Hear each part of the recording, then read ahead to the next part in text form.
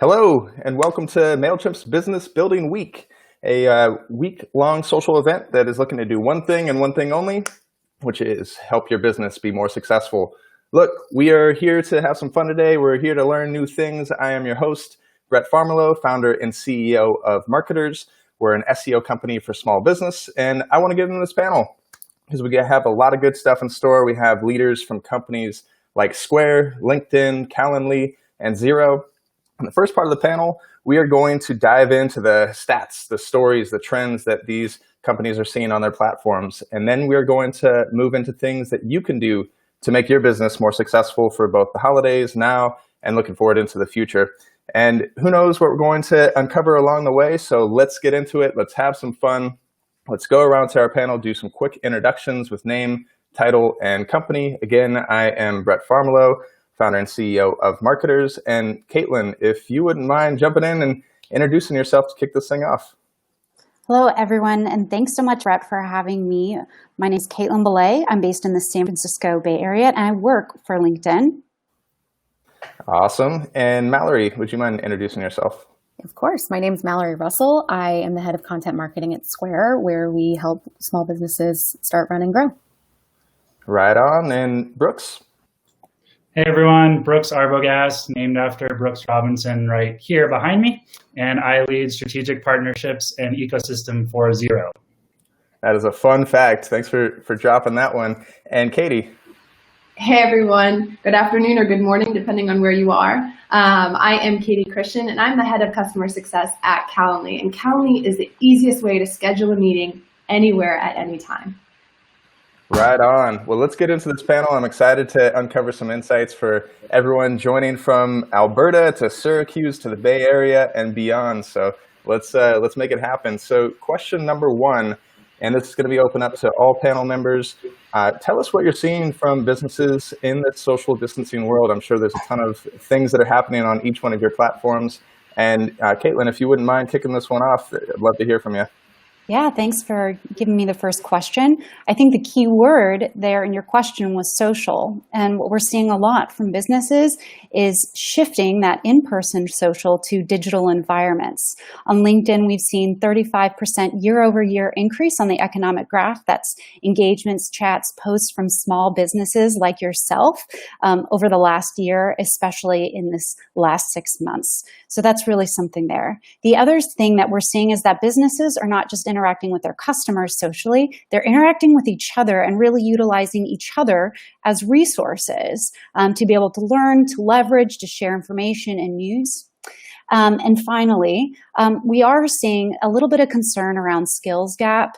47% of small businesses in a recent survey let us know that they were a little bit concerned about some of the transition from in-person to more digital experiences, making sure that they had the skills they need to do that successfully, whether it's on virtual platforms or e-commerce sites. So really trying to get the information they need to make that transition happen successfully. Wow, a lot of stuff happening. Thanks for sharing that. Mallory, what kind of stuff are you seeing on Square?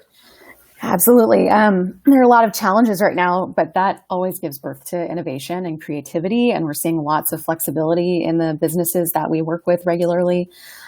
Business owners are changing their business models. They're trying new ways of marketing. Many are shifting to e-commerce or are using the omni-channel models. In some cases, they're actually changing the type of business that they are. You know, fine dining restaurants are becoming grocery stores, and retailers are providing appointment-based services. They're blending these different verticals that for so long there have been really strict boundaries between, which is fascinating. This pivoting isn't always that dramatic, though. Like, you know, we've seen businesses, do anything from start like a full online store and go full e-commerce to, just test out trying selling on social or on a shoppable landing page. But all of this is leading to more communication, more need for marketing, more building of those skills, and more reliance on their community of small business owners. So we're seeing a real coming together of business owners during this time in a way that I think we haven't seen in the past. That's awesome. So a lot of innovation, a lot of pivots, and a lot of just relying on that network, which is kind of what Caitlin was saying. So that's great. I'm going to kick it over to Brooks. Brooks, what kind of stuff are you seeing on Xero? Yeah, so at Zero, we are a cloud platform for small businesses and advisors, and we have over 800 certified apps in our marketplace. So we're seeing a huge shift to people building tech stacks and using those certified apps, kind of adding to their business. As everyone mentioned, a huge shift in e-commerce. A lot of the retail businesses are now moving online so they can support services like a curbside pickup and keep running. And then we're seeing a huge focus on cash flow. We always say cash flow is king, and especially in these times, to make sure you're running and staying ahead and really adapting to that environment. So a lot of our businesses are working with trusted partners more than ever, like an accountant or a bookkeeper, to really help be that advisor for you. Heck yeah, that's some great insight. And I'm sure that in 2020, a lot of people have spent a lot of time with their finances and their accounting software. So I'm looking forward to diving into that throughout this panel. Katie, Calendly, what kind of stuff are you seeing? Oh, we're seeing some pretty cool things. I think overall we're seeing our customers just be incredibly intentional with their customer experience. Without the high foot traffic that we've typically seen previously and the pivot to virtual, we're just finding new ways to meet. And so two really cool things are that customers are moving and updating their availability windows inside of Calendly.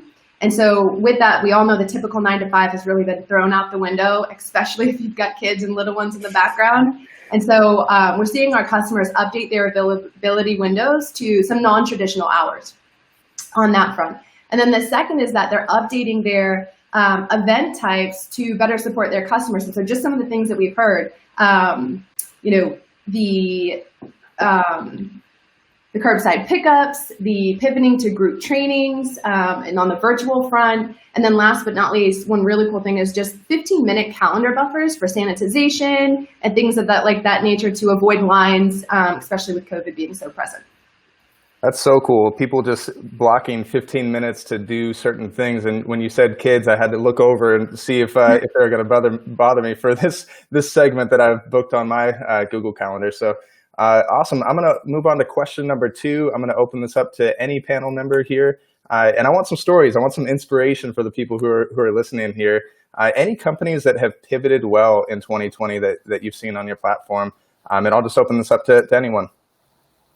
Yeah, I'm happy to jump in. We talk to people every day who are pivoting, and some of those pivots are really big and some are really small.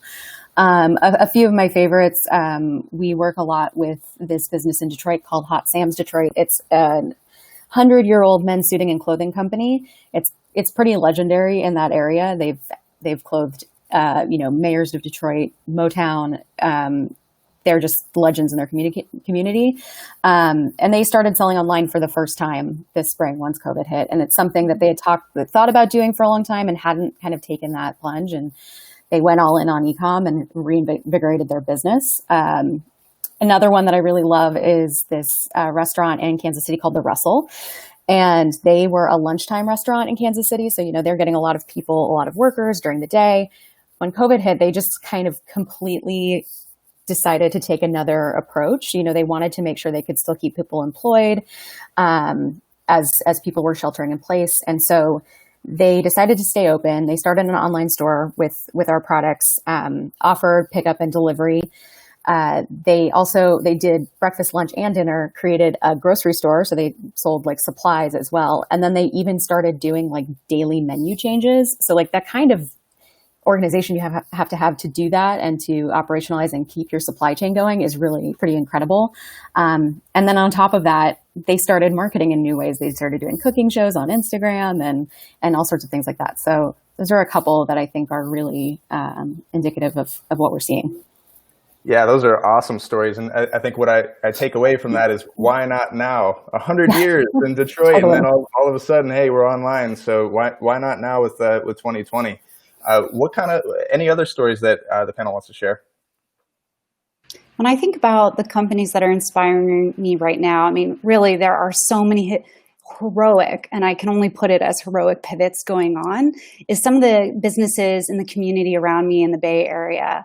I think of Wine Thieves, a shop in Lafayette, California, who had a great community building already of wine tastings every Friday night, where they used online platforms and some of their new tools to put together a wine tasting selection that they would either deliver to your house or people could pick up curbside. And so impressed to see them turn that around in a month following shutdown.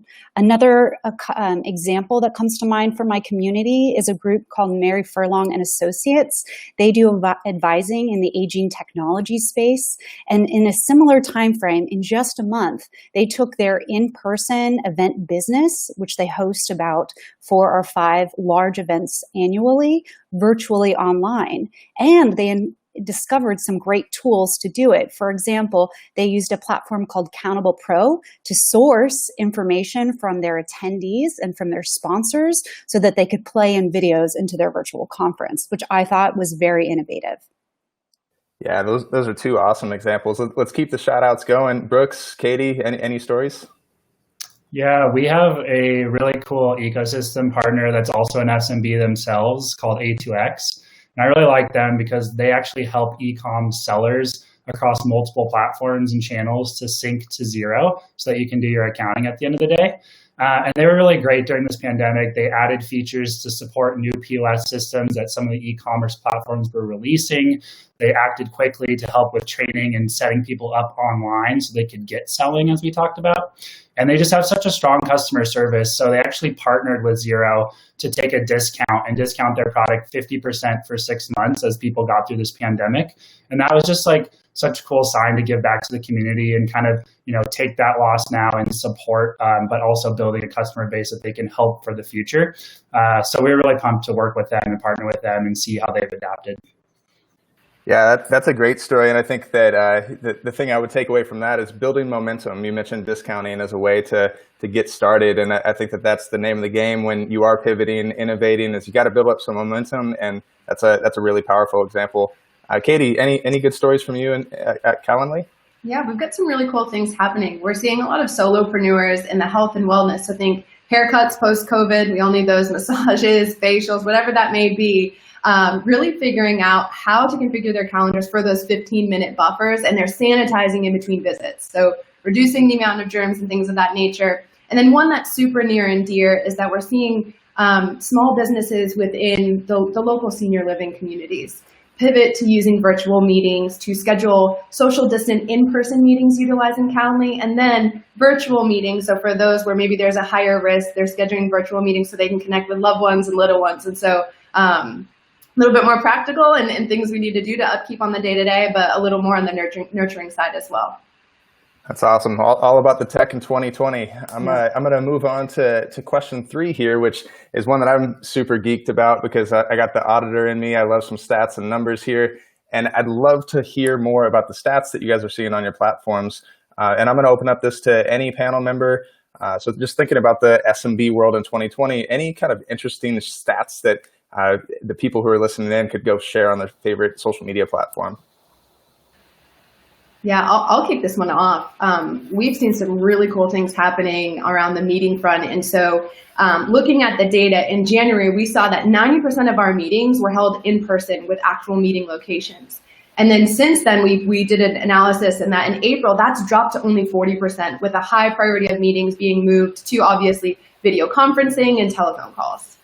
The second stat, everyone ready, tweet this out, is that in the first half of 2020, small businesses set 13 million more meetings utilizing Calendly compared to the previous 6 months. So this just goes to show that the impact of COVID has been transformational across everyone's business, and that small businesses are really making that pivot to show up each day for their customers.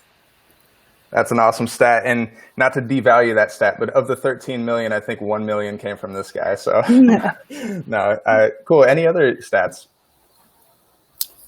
Yeah, I have a few. Generally, we're just seeing e-commerce use of online stores booming across the country. We have 50 major cities where it's multiple factors of growth. But I think what's backing some of that is really how people are thinking about payments and safety. And we've been looking for a while at Square at the State of Cash in America. Last year, we released a report called Making Change, where we talked about how people really use cash, both on the consumer side and the small business side. And are we really close to going cashless in America? At the time, a lot of cities, states were passing laws to ban cashless businesses. So we wanted to weigh in and see what the real state of it was. We updated this a little bit earlier this year. So on March 1st, about 8% of Square businesses were considered effectively cashless, so using mostly digital payment methods. 54 days later, 31% were. This was a really particularly pronounced in service businesses.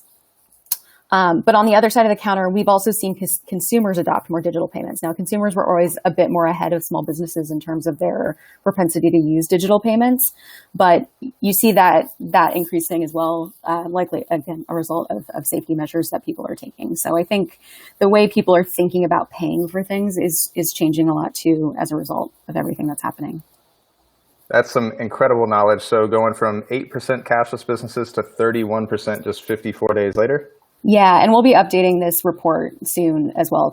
We want to monitor it through every few months because things are changing so rapidly, and it's really impacting consumer behavior. Stay tuned. Huge trend. That's awesome. Brooks or Caitlin, any stats from you guys? Yeah. Oh, sorry. Yeah. So we on the theme of cash, we actually surveyed our accountants and bookkeeper partners across the U.S. about the PPP. And of course, the number one response was that people want to see cash flow relief. So it was really cool to see was the top three things that partners wanted were business loans, of course, at 43% of respondents, ongoing access to the SBA debt relief program at 42%, and tax repayment flexibility at 40%. On a personal survey we've seen. So again, all back to that cash flow, and we hope to see more help on those fronts. Yes, indeed. Hot topic for sure in 2020. Thanks for sharing that stat. And then Caitlin, anything from you with what you're seeing at LinkedIn? Yeah, what it all comes back to me for me is our SMBs getting the help that they need. And what we're seeing on our LinkedIn Learning Solutions is that 28%, or there has been a 28% increase in engagement through courses on that platform from SMBs in the last quarter. And those are particularly in spaces around digital transformation, again, like online events, specific online tools, accounting, et cetera, to make sure that their businesses are making that transformation. And for those that are having trouble getting those needs, here's another cool stat is that 60% of businesses who post a job on LinkedIn see a response within 24 hours. So whether you're skilling yourself or looking for other resources from other folks on the platform, there's a way to get the help that you need right now. That's awesome. Yeah, a lot of investment in skills and development on the LinkedIn side. A special shout out to all the data science teams that prepared us here with some good percentages to share. I'd love to shift this panel into some good recommendations and tips for the businesses who are listening in, because I think that each and every one of you has some really interesting insights to share. So I wanted to move on to question number 4, which is moving into how we can help small businesses. What recommendations can you give? And I'm going to go around to each member on the panel. I'm going to start with you, Brooks. What kind of recommendations would you give to a small business right now? Yeah, so we've mentioned cash flow so many times. We wanted to come out and give our top 3 tips for optimizing and managing cash flow. And so with our first tip, we think it's super important to get your accounting records updated, of course. So whether that's moving to a cloud accounting platform so that you can do that from your home, but just also taking that proactive approach to make sure that you know where your business stands, and so you can tackle this in the most optimized manner. The second tip would be to start collecting on past due receivables. So we also have a lot of great partners in our marketplace that will help with debt collection, but making sure that that cash that maybe you could wait a little bit on in the past is now coming in the door quicker than ever is super important during these times. And then the third tip would be to develop a plan to handle billing and receivables remotely. So this goes back to adding potentially tools to your app stack, making sure that it's really easy for you to take payments and for customers to make those payments to you. And then again, how are you going to handle that in a remote environment where you may be billing from mobile or you may be billing from sitting in your bed at this point. So really depends where your business stands, but making sure you have a plan around that. That's awesome. Some really sound advice. Thanks, Brooks. What kind of, Katie, I'm going to kick it over to you. What kind of recommendations would you give for a small business? So if anybody knows me, they know I'm all about the customer. So the first thing I'm going to say is zero in on who you serve. Our customers, their lives have changed so much with COVID. Our lives, everyone's life. But on that front, we need to specifically ask them what's changed in their business, how they go about their day, what buying decisions are they making now, and things of that nature, and what do they need most importantly in this moment. And then the second is meet them where they are. So if it's a campaign in their inbox or you're meeting them out on social, making sure that it's easy for them to communicate, engage with you, and purchase whatever service or product you're offering. So those would be the top two. That's awesome. And just to draw on that real quick, you spend so much time, like as a small business, thinking about your business, and there's so much change in 2020 in terms of your customer that it's really revisiting that target persona, thinking about how their lives have changed, and then thinking about your business and how you can better serve them. So thanks for the reminder on that. Caitlin, I'd love to hear about any kind of recommendations you would give a small business. Sure. I'll steal one from Brooks and say that hiring an accountant should be your number one. Cash flow right now is super important, and it may present options that you didn't know were available to you before. And so having the right information and an accountant will help get you there. That's totally number one. Number two for me is take advantage of your social channels. They're incredibly cost effective for engaging with your community, and where you may have trouble pivoting on your website, they're great places to engage with your customers directly.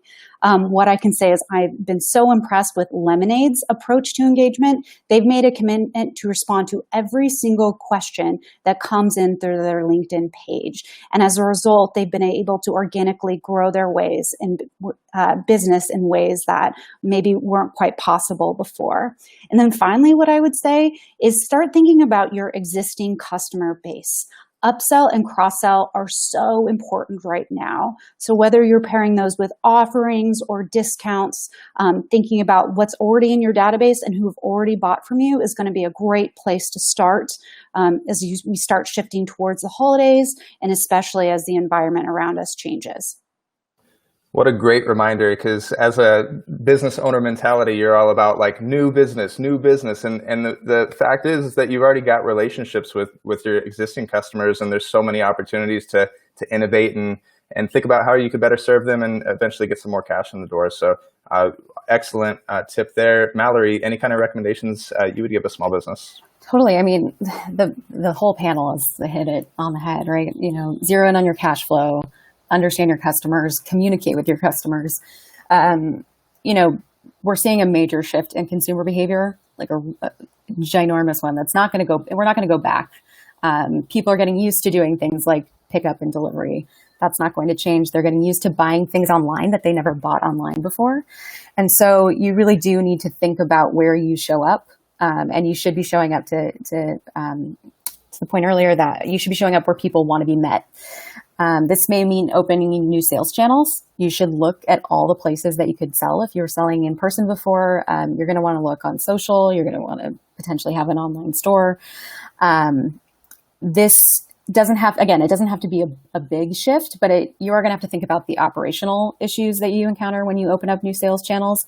To that point, again, having an accountant is really helpful.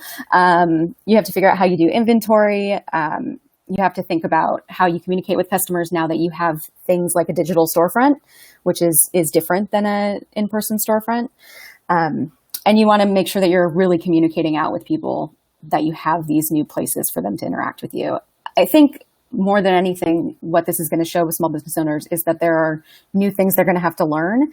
And so focusing on your skill development, I think, is also really important here, and being open to learning pretty continuously, not just in a formal setting, but from other business owners. That's awesome. A lot of great recommendations there. And I want to shift the conversation a little bit to more targeted recommendations, because we kind of have this big event that's coming up, which is the holiday. And that's something that a lot of businesses look forward to. That last quarter of the year sometimes makes up for as much revenue as the full year. And so I'd love to shift to question number 5, which is thinking about your platform and the 2020 holiday. What do you think are some trends that we can expect? And Caitlin, I will go to you first to hear what kind of trends we should expect for the 2020 holiday. Oh my goodness. Well, I'll tell you one brand who has the holiday on their minds. Who's ready for that pumpkin spice latte to come out a little earlier than expected? So like that, I think many brands should be thinking about the holidays right now. My best advice is that you want to be curious. Right now, a lot has changed over the last 5 months, and it's going to continue to change.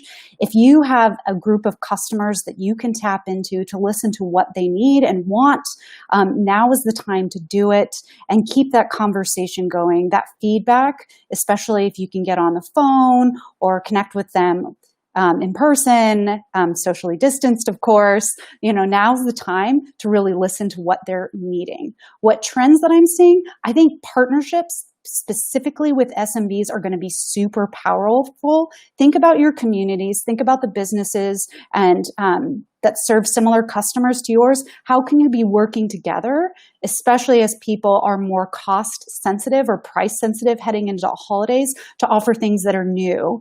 And then, like my point about the wine thieves example earlier, how are you thinking about doing those things virtually? If there was an in-person experience that you were offering, how can you make those virtually more accessible to your customers as we enter the holidays and they're looking for things to do with their families and friends? I love it. That is a great tip. The virtual tip and the virtual experiences, that should be a killer trend for a holiday. I'm going to kick it over to Mallory. Mallory, I'd love to hear, from a Square perspective, some of the holiday trends that we could be expecting. Yeah, absolutely. I have been following Cyber Monday and Black Friday for a while. I was a reporter for a while. And for the last couple of years, Cyber Monday has outperformed Black Friday. And I think this year is going to be absolutely no exception. I know Walmart has announced they're no longer going to be open on Thanksgiving. We're seeing a shift in this idea of this in-person shopping weekend. Because we don't know how much of the country is going to be open when that time arrives. I would predict a huge increase in online spending, not only in that holiday weekend, but probably for a more prolonged period of time. And then I would probably guess that it's not just going to be physical items that people are shopping for, but experiences also. Experiences were on the rise pre-COVID, particularly for millennials. Experiences are things that they're more interested in than actual physical gifts for the most part. But that's really extending to other generations too. It's not just millennials. And now that people are distanced and we don't know how much time we're going to get to spend with people during the holidays, I think virtual experiences are going to become a really critical part of the holiday season. Yeah, that's awesome. So Cyber Monday turns into Cyber Month, and the holiday season just goes on and on and on. That should be interesting to experience because it really is unprecedented. I mean, we've never experienced it, so it should be something to keep an eye on for sure. Katie, trends, holiday, what do you got? Yeah, I think, the first two nailed it in terms of the volume really picking up and getting creative with new ways to work. And so in that, I'm going to take it to the internal ops side for a minute of just optimizing and integrating your tech stack before that volume hits, before this holiday rush, before the new year kicks off. We're seeing a lot of customers come into Calendly and our integrations are really soaring through the roof. They're getting smarter about how they work and they're letting technology do some of the work for them. And so anticipating the holiday rush, review your tech stack, analyze those partners, and make those integrations to make our lives a little bit easier on the day-to-day. I like that stance. That's great. So reinvesting your time and energy into your own technologies and your own tech stack to improve your business so that going into the new year, you're in a good position. I'm going to kick it over to Brooks. Brooks, holiday trends besides your so many extra calls and texts and LinkedIn messages to your CPA. Like what else you got from a trend perspective? Yes, definitely that. And I love that Katie and Caitlin mentioned partnerships, being in partnerships. So we do, of those 800 apps I mentioned, they're all integrated to Xero. So those integrations, I just need to double touch on that, are super key. We are built with an open API platform approach. So looking for those platforms that will allow you to integrate software so you have seamless functionality really serves to give you a lot of time back and kind of automate those sort of lower end tasks that you may not want to be doing. So that's great, just to touch on that. And then for remote orders versus the holiday rush, that's going to be a huge key. Usually you see like your malls packed, and it's going to be great to be able to order online. But it's really important that you also get out there and help your local businesses too. So we're also advocating for that for some of those that maybe don't get set up online in time. We know we have a bunch of SMBs on the call today, and so looking out for all of each other is going to be key. If you can go support or buy in your local area. And then again, moving from, we call it a small business taking a do-it-yourself approach to managing finances as a do-it-together approach. So that is, again, finding that advisor and bookkeeper because they're going to help you kind of manage the cash flow through the next 3 months and help project what's going to take and the costs that are going to go in to be able to set up and then, again, maximize profits on the back end. So, yeah, those 3 tips will be huge. Sweet. Those are some really killer holiday trends there for 2020. I'm going to shift it over to question 6. This is also going to be open to all panel members here. And it's also another holiday specific one. So top recommendations for the businesses who are just starting out, starting to plan their holiday season. I know it's 115 degrees here in Scottsdale, Arizona, so it's very hard to get in the holiday mindset. But what kind of recommendations would you give to a small business who's just about to experience their first holiday or preparing for that? And I'll kick it over to Katie to kick things off. Yeah. I talked a little bit about integrating the tech stack, and as some of this might be new, the biggest advice I can give is test early and test often. There's nothing worse than customers coming to whatever experience you've created and it doesn't work, right? And we've all been there, we've all had those snafus, so let's learn from them here and now. Test early and test often. And so for small businesses, ask your team if you have one, grab some customers that are near and dear, or grab some friends, bring some wine, grab some ice cream, send them a $5 virtual cup of coffee, whatever it is, but get in there, test it out, and make sure that customer experience is on point and you're ready for that volume come the holiday and the new year. Awesome tip. Test out. And I get a lot of inspiration from Mailchimp and their core motto here, which is listen hard and change fast. And maybe just add on a glass of Pinot Noir with some friends, and we've got just a great combination. Caitlin, what kind of recommendations would you give? Ooh, recommendations. I have a couple pieces of advice that I think might be helpful. What we're seeing at LinkedIn is the rise of this new professional. And I think really what that means is that where people really separated their personal lives and their professional lives, that's really blended right now. And to Katie's point earlier around when people are making meetings. So when you're thinking about making offers for customers during the holiday season, whether you're B2B or B2C, keep in mind that that is the mind or state of mind that your customer will be in. And I think that we'll see that throughout. The other piece is that you may feel that you want to try new types of marketing campaigns. I can't emphasize enough that trust is incredibly important right now. How you talk and behave as a brand, regardless of how large or how small, will be remembered by your customers. And so as you're thinking about these near-term offers, how are you also growing your brand and building trust as you're doing that? So as budgets and wallet sizes return, that you will be able to maximize those as well. So thinking in the long term would be great. Some really, really good questions to re-ask yourself as a small business owner. Thanks for sharing that. Mallory, I'm going to kick it over to you. What kind of recommendations would you give a small business? Yeah, like the content marketer I am, I have like a little listicle for everyone. The first recommendation is start preparing now. Last month I saw that holiday searches were already spiking. Like that's pretty crazy, but like seasonality doesn't really exist anymore, at least in the current state that we're in. So things are going to be a little unpredictable. Get prepared and get ready to move on holiday. Number 2 would be to create a digital storefront. It doesn't have to be hard to go online, but you may have to rethink certain parts of your business. So start doing that now and make sure your site is easy to use. And if you're talking about an actual website, make sure it's optimized for search because like I said, people are searching for these things already. Number 3 is understand what your customers are wanting from you right now. It may be really different from what they've wanted in the past. So you need to dig in with them, talk to them, even just engaging in a conversation can be really helpful in understanding the products and the services that you should be providing right now. And then lastly, communicate with them. Communication is so key right now because there's so many unknowns, but you can be very consistent for your customers. Let them know when you're open, what you're offering. That's really important, but also let them know who you are. Before all of this started, we were seeing research that consumers really want to know the brands that they buy from and feel like there's alignment in values and point of view. So let them know who you are, let them know who your brand is, let them know your staff. It doesn't mean necessarily that you have to tell like your personal story, but it could be something like providing education around a topic that you're really an expert in. I think, as we socially distance, people are just looking for connection, and you can provide that. Awesome. Thanks for coming correct with the holistical. And, if it sounds like I like number 2 in there, which is get online, have that storefront. If that clothing store in Detroit, 100 years plus, if they could do it, anyone who is listening now can definitely hop on that bandwagon too. Brooks, any kind of recommendations you would give as we venture into holiday? Yeah, so we recommend to, again, focus back on that app stack.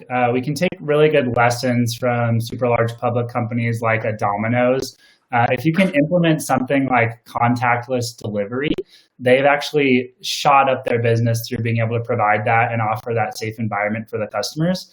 So if you can set up contactless delivery and stream that through an e-commerce platform, you're going to really differentiate yourself having those different channels that you can reach the customer. And then again, don't underestimate the customer experience. So we've seen a lot of how businesses are interacting with customers through a major pandemic having a huge lasting impact.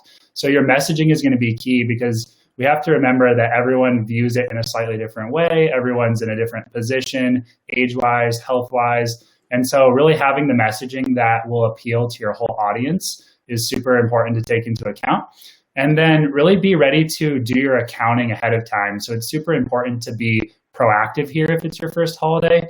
Be ready for the end of year financials coming up and get all of your books in order so that doesn't just hit you in December and then kind of, bog down that month for you in January as you get towards tax time the next year. So anything you can do proactively is going to save you a lot in the long run. I love it. A lot of good recommendations from an offense and defense perspective. Offense, capitalizing in the short term. Defense, preparing yourself from the long term. That's great. We're going to move into our last and final question of this wonderful panel. It's been really cool to jump into all these insights. But for question number 7, I know that we have a lot of Mailchimp viewers who are out there, and I want to give everyone a chance to talk about their Mailchimp integration, because we've talked a lot about in this panel about how integrating can strengthen your business, and also do the one thing that small business owners love is to get some of their time back, right? And so I'd love to hear about your integration. And Brooks, we'll kick it over to you, talking about the Xero Mailchimp integration. Yeah, thank you. We're all about that marketplace, so really excited to talk on this one. We absolutely love our integration with Mailchimp. What it does is it's pretty simple on the front. It keeps your contacts updated. So any change to your contacts in Xero and any smart lists that you have can be reflected in your mailing list within Mailchimp automatically. And then we also can now send email automatically based on your Xero data, which is really cool. So an example of this would be, as soon as a customer is 7 days overdue with an invoice, Xero can send a signal that we call an event to Mailchimp, which would automatically then send an email to that customer reminding them to pay the invoice. Now, this goes back to actually making sure you're collecting quicker and following up on those collections so that you improve cash flow. But it's really cool that you can automate those processes, and then you don't have to go chasing your customers while you're still running your business. This can be happening in the background with Mailchimp powering those emails. That's awesome. And then it saves that accountant some time too to focus on the finances instead of collecting the bills, which is a really cool integration. I'm sure every small business owner loves the email automation features that are coming up with Mailchimp, and that's great to hear about that integration. Katie, Calendly, I'd love to hear about the integration that you have with Mailchimp.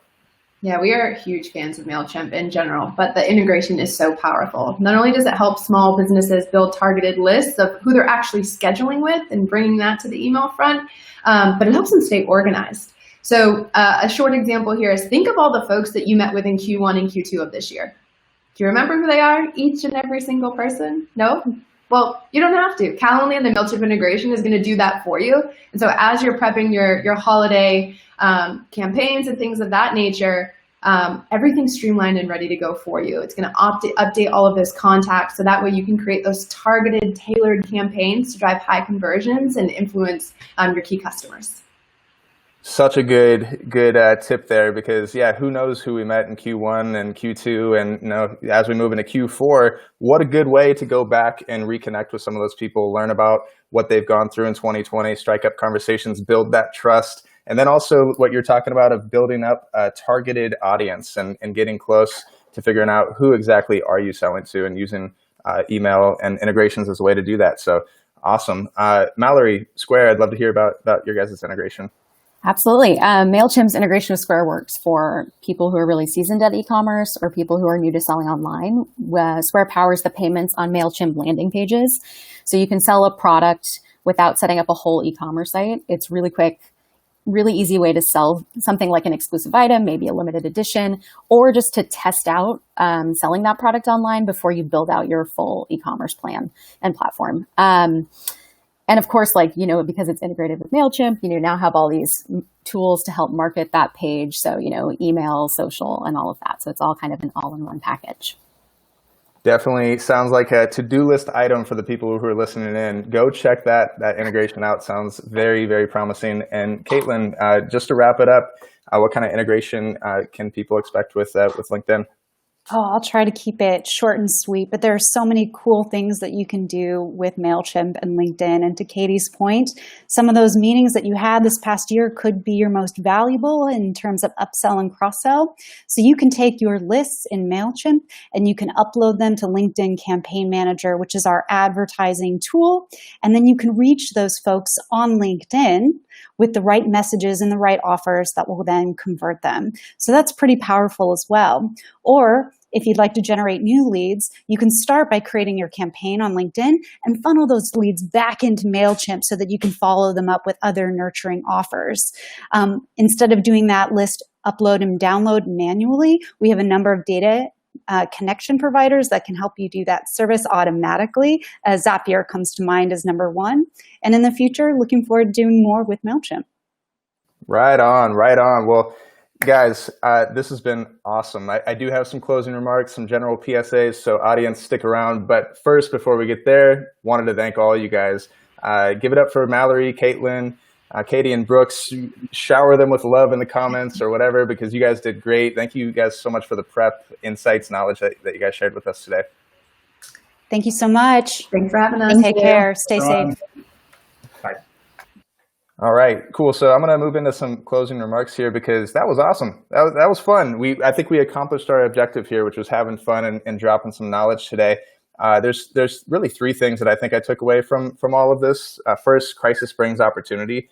Thinking about the holidays as we jam into there, what kind of opportunities are you going to create for yourself and your business this holiday season and for 2021? Are you going to focus on virtual experiences? Are you going to use the time to play a little defense and really start auditing some of the tech stacks that you have? I think that this year has really opened up some opportunities, whether we like it or not. So I think that was one thing I took away. Second thing was integrate.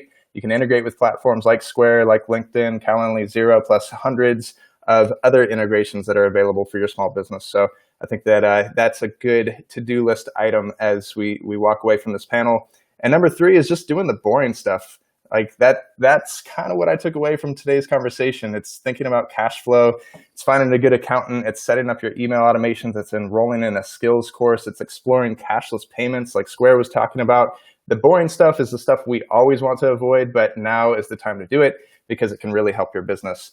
So those are my three takeaways. A couple PSAs. I think it's really important to keep the momentum going for your business. And there's two things I want to share.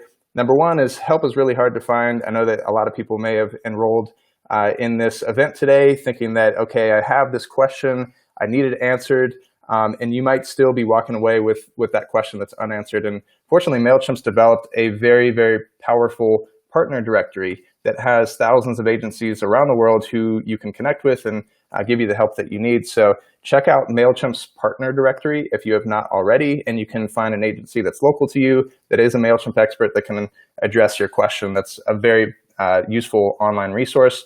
And the second PSA is that there is a main event happening tomorrow. There is a keynote. So tune in. I'm sure that whatever is in store will be another beneficial session for you guys.